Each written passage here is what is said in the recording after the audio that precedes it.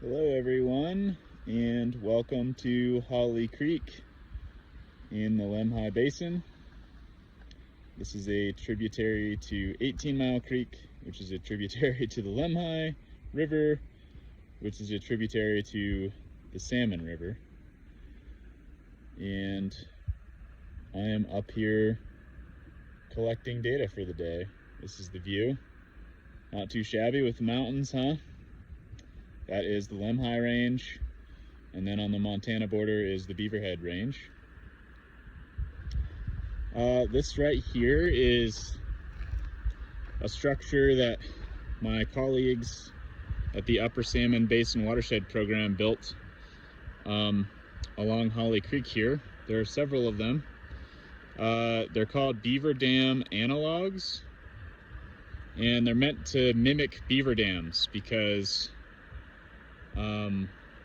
this valley used to be full of beavers and beaver dams, and that was a natural part of salmon and steelhead habitat.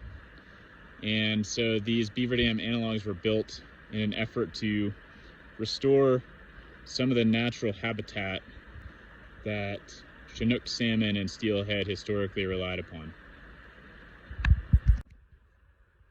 So I'm still on Holly Creek, and this beautiful set of skinny PVC pipes sticking out of the ground here is an instrumented soil moisture pit. So there are two of them here, and the idea is that I'm monitoring soil moisture at several depths below ground surface, and I'm doing that to try to get a handle on the impacts of building these beaver dam analogs on the adjacent soil moisture, and therefore how that might impact the recovery of riparian zone vegetation. So things like willows and cottonwoods growing along the banks of Holly Creek here, and restoring some of the natural vegetative cover that would have existed here before the ranching lifestyle took hold, and the ranching businesses. So essentially, these sensors are installed at shallow depths, all the way up to 5 feet deep. And so that doesn't only give us a picture of when this area wets up, but it also gives us a picture of when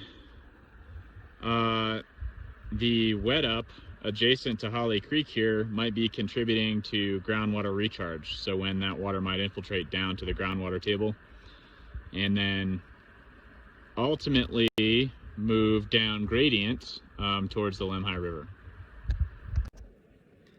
So based off of the type of soil moisture sensors that I have in the ground, which are by this company called Aerometer, I use this program called WaterGraph to download data from my soil moisture sensors below the ground. So I'll just click on Retrieve Data.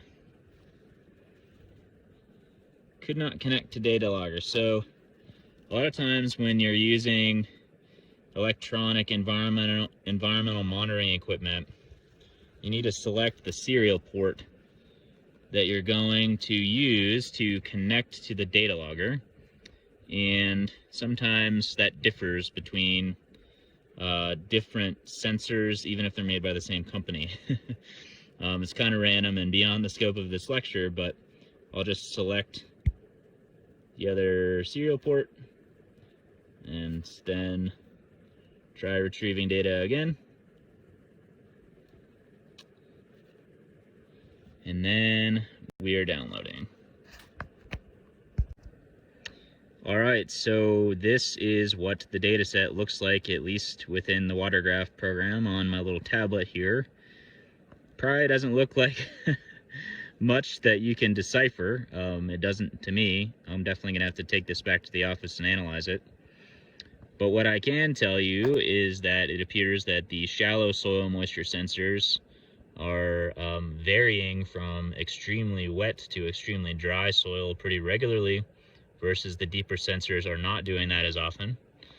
and also the sensors that are labeled INUN, meaning inundated, which are closer to Holly Creek, tend to stay wetter than the sensors that are labeled bank, which are a little bit further from Holly Creek on the stream bank. And that's sort of to be expected. Also, you'll notice that I have temperature sensors at both soil moisture pits that I'm looking at here. And you may note that the temperature at the bank soil moisture pit is typically a little bit higher than the temperature at the inundated soil moisture pit, or the pit that's closer to Holly Creek.